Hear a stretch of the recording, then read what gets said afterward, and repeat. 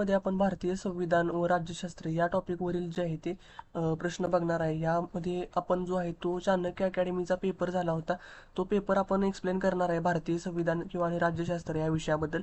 तर सर्व प्रश्न जे आहेत ते खूप इम्पॉर्टंट आहेत. त्याच्यामध्ये एक्सप्लेनेशन देखील दिलेलं आहे. तर पर क्वेश्चन आपण क्वेश्चन रीड करून त्याचे आन्सर आणि एक्सप्लेनेशन देखील बघणार आहे. जसं की MPSC 21,000 प्रश्न संचमधून बघत होतो.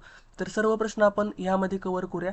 आणि ह्याची PDF जर तुम्हाला हवी असेल तर ती टेलिग्रामवरती शेअर करत आहे मी. तिथून तुम्ही जी आहे PDF ती घेऊ शकता. तर आजच्या व्हिडिओला सुरुवात करून आहे.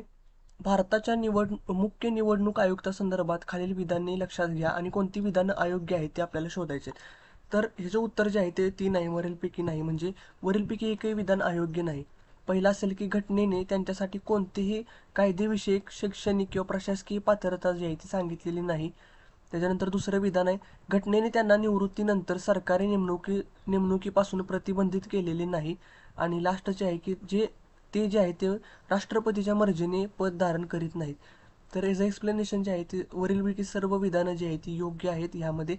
तर मुख्य निवडणूक आयुक्तांना आपल्या पदावरून हटवण्यासाठी जे आहे ते राष्ट्रपतींच्या संसदेच्या दोन्ही सभागृहाच्या विशेष बहुमताने पारित करणे गरजेचे असते. त्यामुळे वरीलपैकी कोणतेही विधान जे आहे ते अयोग्य नाही. आता आपण पुढील प्रश्न बघूया. पुढील प्रश्न आहे 2 नंबरचा प्रश्न. खालील विधाने लक्षात घ्या आणि कोणती विधाने योग्य आहेत ती शोधायचं आहे. तर ह्यामध्ये दोन्ही देखील विधानं बरोबर आहेत. आपण एक बाय एक बघूया. तर 65व्या घटना दुरुस्तीने 1990ला जी झाली होती, अनुसूचित जाती व जमातीसाठी एक बहुसदस्यीय राष्ट्रीय आयोगाची स्थापना करण्यात यावी किंवा झाली. तर हे विधान बरोबर आहे. पुढे 89वी घटना दुरुस्ती 2003 ने अनुसूचित जाती व जमातीच्या एकत्र आयोगाची 2 भिन्न आयोगामध्ये जी आहे ती विभागणी केली. त्यामुळे दोन्ही पण विधानं जी आहेत ती योग्य आहेत. एक्सप्लेनेशनमध्ये काय दिलेलं आहे तर अनुसूचित जाती व जमातीच्या राष्ट्रीय भिन्न आयोगापैकी प्रत्येकी एक अध्यक्ष, एक उपाध्यक्ष आणि 3 सदस्य असतात. पुढील आपण प्रश्न बघूया आता 3 नंबरचा. घटनेच्या खालीलपैकी कोणत्या कलमात भाषिक अल्पसंख्याक समाजाकरिता विशेष अधिकाराची तरतूद करण्यात आली आहे. तर कलम 350B अंतर्गत याची तरतूद करण्यात आलेली आहे. कलम 350 काय सांगतो, तक्रार निवारण्यासाठी जी आहे ती अभिवादनाची भाषा आहे, कोणत्याही भाषेत तुम्ही तक्रार करू शकता. 351 काय आहे तर प्राथमिक स्तरावर जी आहे ती मातृभाषेतून शिक्षणाची सोय झाली पाहिजे. आणि 351 सांगतो हिंदी भाषेच्या विकासासाठी जे आहे ते निर्देशन देण्यात आलेले आहे. पुढे आता 4 नंबरचा प्रश्न. भारताच्या नियंत्रक व महालेखा परीक्षक यांच्याविषयी कोणते विधान अयोग्य आहे ते आपल्याला ओळखायचं. तर यामध्ये कोणतेही विधान दोन्हीही नाही असं याचं उत्तर आहे. म्हणजे पहिला असेल ह्यामध्ये आपण बघूया. घटनेत जरी भारताचे नियंत्रक व महालेखा परीक्षक अशी तरतूद असली तरी कॅग भारताच्या संचित निधीतून पैसे काढण्याच्या प्रक्रियेवर नियंत्रण नाही. दुसरं असेल, ब्रिटनमध्ये मात्र कार्यकारी मंडळ नियंत्रक व महालेखा परीक्षकाच्या संमतीशिवाय सार्वजनिक निधीतून पैसे काढू शकत नाहीत. तर यापैकी दोन्ही विधान जे आहे ते अयोग्य नाहीत. आपण एक्सप्लेनेशन बघूया आता ह्याचं. प्रश्न क्रमांक 4चं. वरीलपैकी दोन्ही विधान योग्य आहेत. भारताच्या नियंत्रक व महालेखा परीक्षकाचा सहभाग केवळ ऑडिट वेळीच येत असतो. हे प्रश्न जे आहेत ते राज्यसेवेच्या परीक्षेसाठी तयार केलेले आहेत. जरा लेंदी क्वेश्चन आहेत. पुढील प्रश्न. खालील विधाने लक्षात घ्या. तर ह्याच्यामध्ये बघायचे कोणती विधाने योग्य आहेत. तर भारताच्या महान्यायवाद्यांना दोन्ही सभागृहामध्ये त्यांच्या संयुक्त बैठकीमध्ये मतदानासहित भाग घेण्याचा अधिकार असतो. तर हे विधान चुकीचं आहे. मतदान करू शकत नाहीत ते त्यावेळी. विधान अचुकीचं आहे. पुढचं, भारताचे महान्यायवादी संसदीय समितीचे सदस्य असू शकतात. तर हे विधान जे आहे ते बरोबर आहे. पुढे, भारताच्या महान्यायवाद्यांची तरतूद कलम 148 मध्ये करण्यात आलं. हे देखील विधान जे आहे ते चुकीचं आहे. फक्त विधान ब बरोबर आहे. एक्सप्लेनेशन बघूया आपण. भारताच्या महान्यायवादी जे आहेत ते मतदानामध्ये करण्याचा त्यांना अधिकार नाही भारतीय घटनेमध्ये. तसेच महान्यायवाद्यांची तरतूद जी आहे ती कलम 76 मध्ये घटनेमध्ये करण्यात आलेली आहे. त्यामुळे जे आहे ते कलम 148 मध्ये विधान चुकीचं येत आहे. पुढे 6 नंबरचा प्रश्न आपण बघूया. भारतातील न्यायाधिकरणासंदर्भात खालील विधाने कोणती योग्य आहेत ती शोधायचं आपल्याला. तर ह्याच्यामध्ये फक्त विधान एक जे आहे ते योग्य आहे. म्हणजे मूळ घटनेमध्ये न्यायाधिकरणाविषयी तरतूद करण्यात आलेली नव्हती. विधान ए जे आहे ते बरोबर आहे. विधान बी चुकीचं आहे, कारण का 44व्या घटना दुरुस्ती कायदा 1978 ने 323A नवीन कलम टाकण्यात आले जे प्रशासकीय न्यायाधिकरणासंदर्भात होते. तर ते कलम नव्हते. तर 42व्या घटना दुरुस्तीने, लक्षात ठेवा, 42व्या घटना दुरुस्तीने कायदा 1996 अन्वये घटनेमध्ये जे आहे ते 323A आणि 323B हे कलम टाकण्यात आले होते. त्यामुळं विधान ब जे आहे ते चुकीचं आहे. 44वी घटना दुरुस्ती या ठिकाणी येत नाही. पुढे आपण 7 नंबरचं जोडी लावा यासाठी कोणती जोडी अयोग्य आहे यामध्ये ते आपल्याला विधान शोधायचं आहे. तर अयोग्य जोडी असलेलं कोणतंही यामध्ये विधान नाही. आपण एक एक करून बघूया. तर पहिला आहे कुपर खटला. कुपर खटला जो होता ते अध्यादेशासाठी न्यायिक पुनर्विलोकन यासाठी होता. पुढे बालाजी राघवन खटला जो आहे तो कलम 18 संबंधित आहे. त्याच्यानंतर पुढे जो आहे तो यल चंद्रकुमार खटला हा जो आहे तो न्यायाधिकरणासंदर्भात होता आणि त्यामुळे वरीलपैकी एकही जोडी जी आहे ती अयोग्य नाही. पुढे 8 नंबरचं उदाहरण, राष्ट्रीय विकास परिषदेत खालीलपैकी कोणाचा समावेश होत नाही. तर ह्यामध्ये जे आहे ते पंतप्रधानांचा समावेश होतो. तसेच सर्व केंद्रीय मंत्र्यांचा देखील समावेश होतो. सर्व मुख्यमंत्री देखील असतात आणि नियोजन आयोगाचे सदस्य पण असतात. त्यामुळे हे जे उत्तर जे आहे ते वरील सर्वांचा समावेश यामध्ये होत असतो. हे विधान बरोबर येत आहे. पुढे प्रश्न आहे, खालील विधाने लक्षात घ्या. कोणती विधाने योग्य आहे ते आपल्याला बघायचं आहे. तर पहिलं विधान आहे यामध्ये, पक्षांतराच्या कारणावरून अपात्रतेविषयी निर्णय अध्यक्ष व सभापतींचा असतो. हे विधान जे आहे ते बरोबर आहे.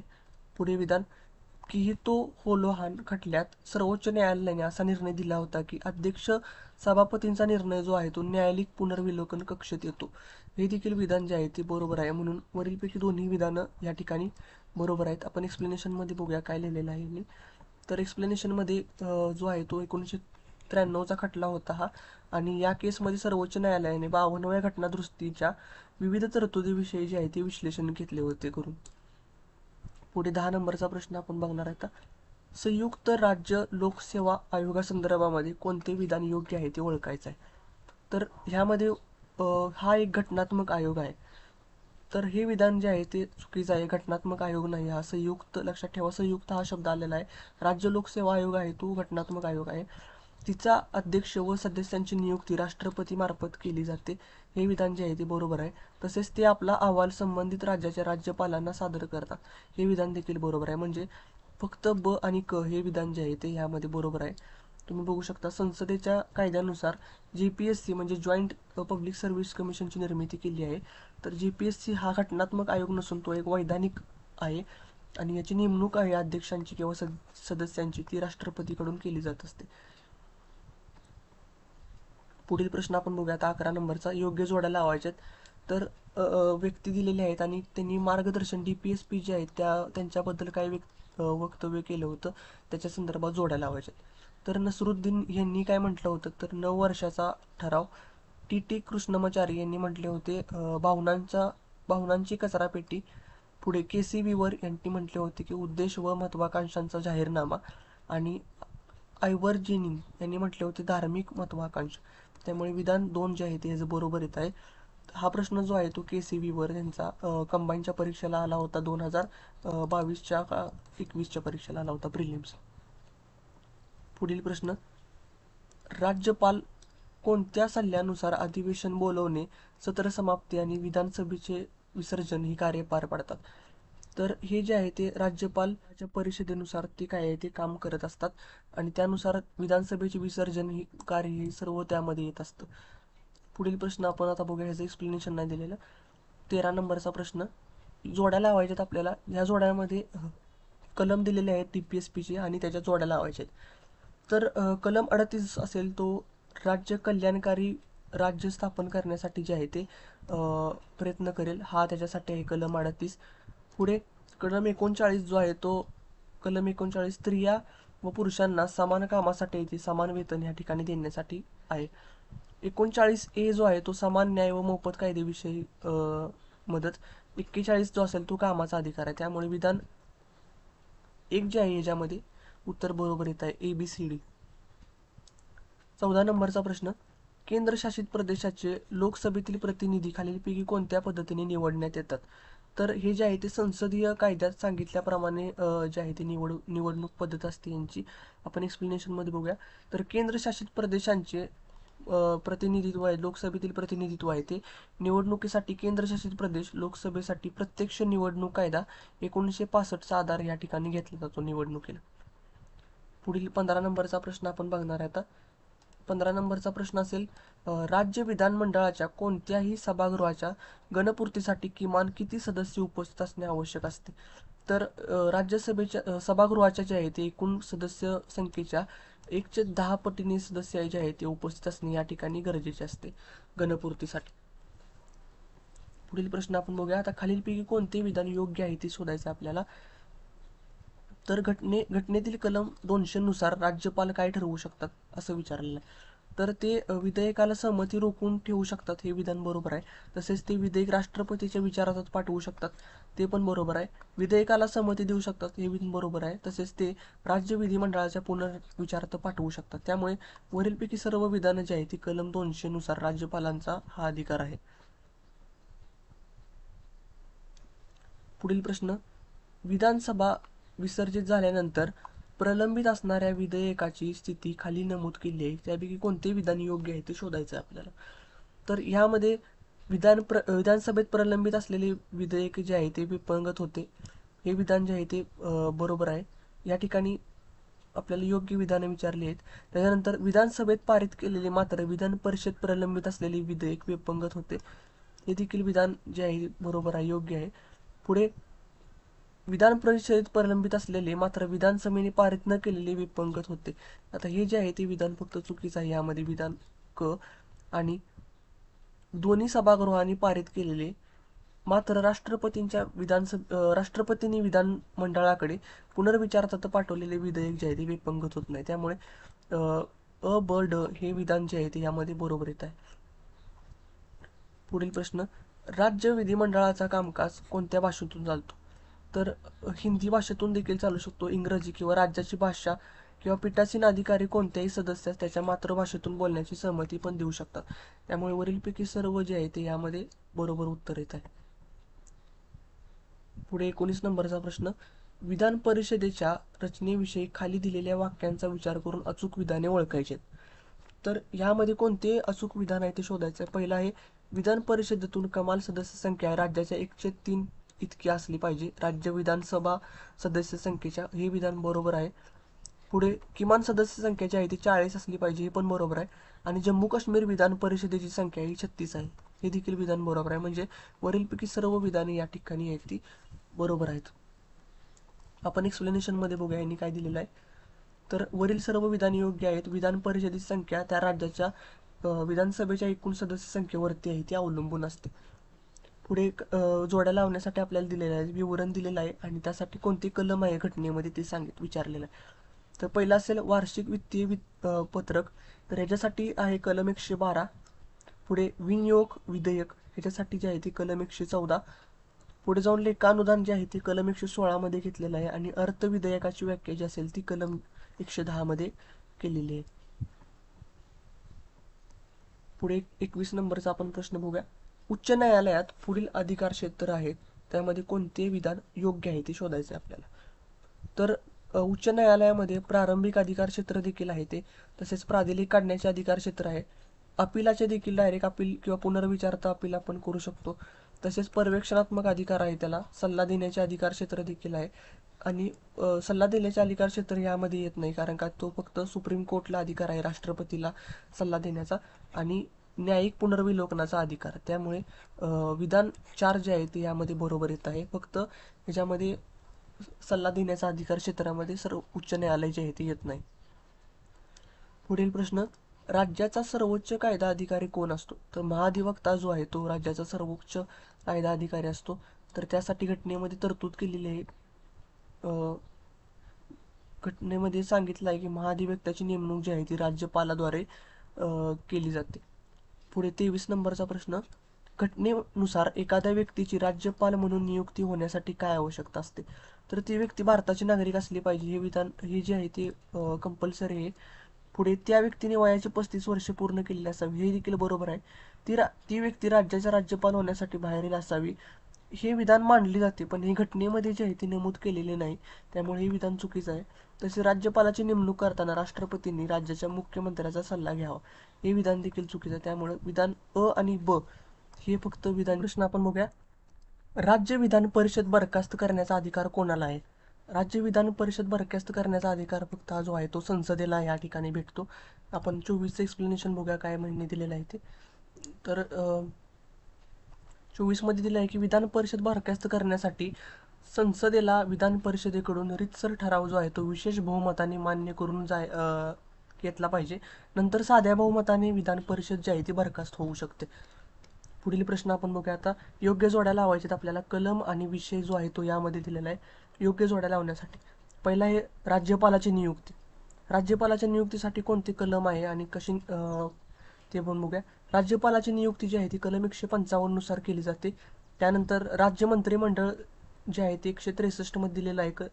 मुख्यमंत्र्यांचे कार्य आणि कर्तव्य जे असेल ते 167 मध्ये दिलेलं आहे आणि विधान परिषद 169 मध्ये दिलेले आहे. त्यामुळे पर्याय क्रमांक 4 जे आहे ते बरोबर आहे या ठिकाणी.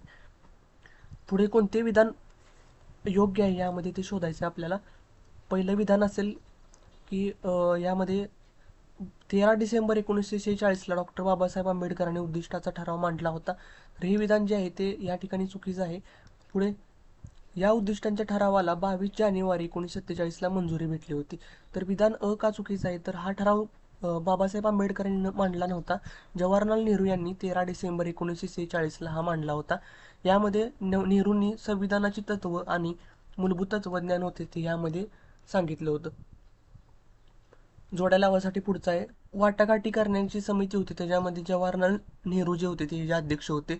प्रांतीय राज्यघटना समितीसाठी सरदार पटेल आणि गृह समितीसाठी जे आहे ते के.एम. मुन्शी या समितीचे अध्यक्ष होते. पुढे शिक्षणासाठी दरवर्षी 1 लाख रुपये ईस्ट इंडिया कंपनीने खर्च करावे असे कोणत्या कायद्याने सांगण्यात आले होते? तर 1813चा जो चार्टर ऍक्ट होता त्यामध्ये असे मेन्शन करलेले. 29 नंबरचा प्रश्न, घटना निर्माण झाली तेव्हा घटनेमध्ये किती कलमे, परिशिष्टे आणि भाग होते? तर त्याच्यामध्ये 395 कलमे, 8 परिशिष्टे आणि 22 भाग त्यावेळी होते. पुढे घटना समितीमध्ये सर्वाधिक सदस्य कोणत्या प्रांताला होते?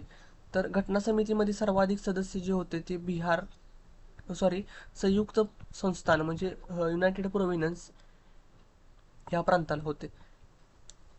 पुढे 31 नंबरचा प्रश्न, भारतीय राज्यघटनेतील कोणत्या सार्वजनिक स्वरूपात फाशी विरुद्ध अधिकार प्रदान करतो? तर कलम 21 जो आहे तो या ठिकाणी फाशी विरुद्ध सार्वजनिक स्वरूपात फाशी विरुद्ध देण्याचा आहे तो अधिकार आहे या ठिकाणी. पुढील प्रश्न, कोणते विधान या ठिकाणी अयोग्य आहे ते शोधायचे आपल्याला. भारतीय राज्यघटनेमध्ये राज्यपालाचे पद कॅनडावरून घेण्यात आले होते. तर हे विधान चुकीचं आहे कारण 1935च्या कायद्यानुसार हे घेण्यात आलं होतं. पुढे राज्यसभा सदस्यांची निवड पद्धत दक्षिण आफ्रिकेतून घेण्यात आली होती. ही पण चुकीचं आहे. घटनेमध्ये प्रजासत्ताक ही पद्धत अमेरिकेतून घेण्यात आली. ही पण चुकीचं आहे. आणि घटनेमध्ये नागरिकांची कर्तव्य म्हणजे मूलभूत कर्तव्य ब्रिटिश घटनेवरून घेण्यात आली. हे देखील विधान चुकीचं आहे. आता तुम्ही बघू शकता, राज्यपाल पद असेल ते 1935च्या कायद्यानुसार घेतले. राज्यसभा निवड प्रक्रिया जी असेल ती दक्षिण आफ्रिकेनुसार आहे. प्रजासत्ताक जे आहे ते फ्रान्सनुसार आणि मूलभूत कर्तव्य जे असतील ती USSR म्हणजे आताच्या रशियानुसार जी आहे ती आपण घेतलेली आहे. त्यामुळे वरीलपैकी सर्व विधाने या ठिकाणी जी आहेत ती अयोग्य आहेत. पुढील प्रश्न, भारतीय घटनेचा सरनामा हे आमचा विचार व आमची स्वप्न आहेत. स्वप्न काय आहेत ते दाखवते. असे सरनाम्याचे वर्णन कोणी केले होते? तर सर आल्हादी कृष्णस्वामी अय्यर यांनी असे जे आहे ते वर्णन केले होते. 34 नंबरचा प्रश्न, योग्य विधान शोधायचे. सरनामा घटनेचा भाग नाही असे बेरुबारी युनियन खटल्यामध्ये सांगितले होते. हे विधान योग्य आहे. पुढं सरनामा घटनेचा महत्त्वपूर्ण भाग आहे अशी केशवानंद भारतीय खटल्यामध्ये सांगितले होते. वरीलपैकी दोन्ही विधानं जी आहेत ती योग्य आहेत. पुढील 35 नंबरचा प्रश्न बघू. खालीलपैकी कोणत्या कायद्यानुसार कलकत्ता येथे सर्वोच्च न्यायालयाची स्थापना करण्यात आली तसेच भारतीय केंद्रीय प्रशासन व्यवस्थेची पायाभरणी झाली होती? तर 1973च्या रेग्युलेटिंग ऍक्टनुसार याची स्थापना आणि निर्मिती जी आहे ती करण्यात आली होती. पुढील प्रश्न बघूया आपण आता. यामध्ये कोणतं विधान योग्य आहे ते ठरवायचं आपल्याला. तर राज्याची निर्मिती अस्तित्वात असलेल्या राज्याचे क्षेत्रफळ, सीमारेषा व नाव बदलणे या बाबी ज्या आहेत त्या घटनेच्या कलम 2 नुसार करता येतात. हे विधान जे आहे ते चुकीचं आहे. पुढे या कलमांतर्गत करण्यात आलेले बदल कलम 4 नुसार घटनादुरुस्तीमध्ये गणले जात नाही. हे विधान बरोबर आहे. फक्त विधान ब या ठिकाणी बरोबर आहे. आता 36चं विधान ब का बरोबर आहे फक्त आपण बघूया. तर कलम 2 जो आहे तो नवीन राज्य भारताला जोडण्यासंदर्भामध्ये, तर कलम 3 जो आहे तो अस्तित्वात असलेल्या राज्यामध्ये बदल करणे या ठिकाणी, त्यामुळे ते कलम 2 नाही तर इथे कलम 3 पाहिजे होतं, मग ते विधान बरोबर असतं. पुढे आपण बघूयात 37 नंबरचा प्रश्न. योग्य विधान शोधायचे आपल्याला. तर यामध्ये काही लोकशाहीवादी देश प्रजासत्ताक आहेत, काही लोकशाहीवादी देश जे आहे ते प्रजासत्ताक नाहीत. ब्रिटन हे एक प्रजासत्ताक राज्य आहे, तर हे चुकीचं आहे. अमेरिका हे प्रजासत्ताक राज्य नाही, तर हे पण विधान चुकीचं आहे. फक्त विधान अ आणि ब या ठिकाणी बरोबर येत आहेत. याचं एक्सप्लेनेशन बघूया आपण. ब्रिटनचे राज्य जे आहे ते लोकांमधून निवडलेले नसते, तर त्या ठिकाणी राजा किंवा राणी असते, त्यामुळे ते राज्य जे आहे ते प्रजासत्ताक नाही. तसेच अमेरिकेचा राष्ट्रप्रमुख जो आहे तो लोकांमधून निवडलेला असतो, त्यामुळे ते राज्य जे आहे ते प्रजासत्ताक राष्ट्र म्हणून म्हटले जाते. पुढे 38 नंबरचा प्रश्न. खालीलपैकी कोणते विधान अयोग्य आहे ते शोधायचे आपल्याला. तर भारतांतर्गत फिरण्याचा अधिकार कलम 19ने मिळवलेला आहे, हे विधान योग्य आहे. नागरिकांना परदेशी जाण्याचा अधिकार कलम 21ने मिळवलेला आहे, हे विधान देखील बरोबर आहे. तर कलम 19 मधील अधिकारांवर सरकार बंधने आणू शकत नाही, कारण ते मूलभूत संरचनेचा भाग आहे. तर हे जे आहे ते विधान फक्त जे आहे अयोग्य आहे. तर सरकार फिरण्याचा अधिकार जो आहे ते बंधने घालू शकते, ही मूलभूत संरचना नाही. पुढील 39 नंबरचा प्रश्न. कोणते विधान योग्य आहे ते शोधायचं आपल्याला. तर कायद्यासमोर समानता ही नकारात्मक संकल्पना आहे, जी भारतीय राज्यघटनेमध्ये ब्रिटिश घटनेवरून घेण्यात आलेली आहे, हे विधान बरोबर आहे. कायद्याचे समान संरक्षण ही सकारात्मक संकल्पना मानली जाते आणि ते अमेरिकन घटनेवरून घेण्यात आले, हे विधान देखील बरोबर आहे. त्यामुळे दोन्ही विधान या ठिकाणी योग्य आहेत. पुढे 40 नंबरचा प्रश्न. कालानुक्रम योग्य पर्याय आपल्याला लावायचा आहे. तर पहिल्यांदा पहिली प्रशासकीय सुधारणा समिती भरली, त्याच्यानंतर राजमनार समिती, आनंदपूर साहेब समिती ठराव व बंगालचा ठराव या ठिकाणी झाला होता. तर आपण याचं जे आहे ते क्रम बघूया. पहिल्यांदा असेल केंद्र राज्य संबंधासाठी बनवलेली ARC समिती 1966ला झाली होती. पुढे राजमनार समिती जी आहे ती 1969ला तमिळनाडू सरकारने स्थापन केली होती. आनंदपूर साहेब ठराव जो आहे तो पंजाब येथे अकाली दलाने 1973ला, आणि पश्चिम बंगालचा ठराव जो आहे तो 1977 पश्चिम बंगाल सरकारने केला होता. पुढे राष्ट्रपतीच्या निवडणुकीत कोण मतदान करते. तर राष्ट्रपतीच्या निवडणुकीत आहे लोकसभेतून निवडून आलेले सदस्य मतदान करतात, तसेच राज्यसभेतून निवडून आलेले सदस्य मतदान करतात आणि विधानसभेतील निवडून आलेले सदस्य या ठिकाणी मतदान करतात. पण लोकसभेतील नियुक्त असतील किंवा राज्यसभेतील किंवा विधान परिषदेमध्ये निवडून आलेले सदस्य असतील ते या ठिकाणी मतदान करू शकत नाही. फक्त विधान अ क ड जे आहे ते यामध्ये बरोबर आहे. पुढील विधान आहे. कोणते विधान योग्य आहे ते निवडायचं आहे आपल्याला. तर अध्यादेश पूर्वलक्षी पद्धतीने लागू करता येतो, हे विधान बरोबर आहे. तसेच कुपर खटल्यामध्ये सुप्रीम कोर्टाचा निकाल वटहुकुमाला न्यायिक पुनर्विलोकनापासून विनोर्लोकन लागू होते, तर हे विधान जे आहे ते बरोबर. पुढील प्रश्न. यापैकी कोणते विधान योग्य आहे ते आपल्याला शोधायचं आहे यामध्ये. तर मंत्रिमंडळ सामूहिकरित्या संसदेला जबाबदार असते, तर हे विधान चुकीचं आहे. पंतप्रधान वगळता मंत्रिमंडळाची संख्या जी आहे ती लोकसभा सदस्याच्या 15% हवी, हे पण विधान चुकीचं आहे. 3 नंबरचं विधान आहे. ही तरतूद 1991व्या घटनादुरुस्तीने समाविष्ट करण्यात आले, तर फक्त विधान क या ठिकाणी बरोबर आहे. बाकी अ आणि ब बरोबर का नाही ते आपण बघूया. तर मंत्रिमंडळ जे आहे ते सामूहिकरित्या लोकसभेला जबाबदार असते, संसदेला नाही. आणि मंत्रिमंडळाची 15% ही संख्या जी आहे ती PM धरून जी आहे ती काढली जाते, म्हणजे पंतप्रधान धरून या टक्के 15% जी आहे ती आपली संख्या असावी मंत्रिमंडळाची. पुढे 44 नंबरचा प्रश्न. संसदेत विचारल्या जाणाऱ्या प्रश्नांसोबत योग्य पर्याय निवडा. तर या ठिकाणी कोणते विधान योग्य आहे ते शोधायचं आहे. अल्पसूचना प्रश्नांची उत्तरे 10 दिवसात द्यावी लागतात, हे विधान बरोबर आहे. एका दिवशी 20 तारांकित प्रश्न एका प्रश्नपटलावर ठेवले जातात, हे विधान देखील बरोबर आहे. विचारलेला प्रश्न 100 शब्दाच्या आतील असावा, हे पण बरोबर आहे. त्यामुळे वरीलपैकी सर्व विधाने या ठिकाणी बरोबर आहेत. पुढील कोणते विधान योग्य आहे ते आपल्याला शोधायचं आहे. तर ह्यामध्ये राष्ट्रपतींनी केलेल्या अभिभाषणासंदर्भात आभाराचा ठराव मंजूर होणे हे महत्त्वाचे असते, कारण तसं जर झालं नाही तर काय होतं. तर यामध्ये पहिला असेल, तसे न झाल्यास सरकार पडू शकते, किंवा 2 नंबरचा असेल तो राष्ट्रपतीचा अपमान मानला जाईल, तर विधान बी आहे ते चुकीचं आहे. फक्त अ विधान या ठिकाणी बरोबर आहे, म्हणजे तसे न झाल्यास सरकार जे आहे ते पडू शकते. 46 नंबरचा प्रश्न, शून्य प्रहार ही संकल्पना केव्हापासून सुरू करण्यात आली होती? शून्य प्रहार ही संकल्पना 1954 पासून जी आहे ती सुरू करण्यात आली होती. 47 नंबरचा प्रश्न, कोणते विधान अयोग्य आहे? वरील विधानापैकी शोधायचं आपल्याला. तर पहिला असेल, सार्वजनिक विधेयक म्हणजे सरकारी पक्षातील कोणत्याही खासदारांनी मांडलेले विधेयक. तर हे विधान जे आहे ते बरोबर आहे. सार्वजनिक विधेयक मांडण्यासाठी 7 दिवस पूर्वसूचना घ्यावी लागते. हे विधान चुकीचं आहे. खाजगी विधेयक मांडताना 1 महिना आधी पूर्वसूचना घ्यावी लागते. हे देखील विधान चुकीचं आहे. फक्त विधान अ या ठिकाणी बरोबर आहे. 48 नंबरचा प्रश्न, खालील विधानांचा विचार करा आणि कोणते विधान बिनचूक आहे ते निवडा. तर घटनेमध्ये सध्या फक्त 6 मूलभूत हक्कांचा उल्लेख या ठिकाणी केलेला आहे. हे विधान जे आहे ते बिनचूक आहे. पुढे 44व्या घटनादुरुस्ती 1978ने संपत्तीचा अधिकार जो आहे तो 300A अंतर्गत कायदेशीर अधिकार बनवण्यात आला आहे. त्यामुळे वरीलपैकी दोन्ही विधानं जी आहेत ती या ठिकाणी बरोबर आहेत.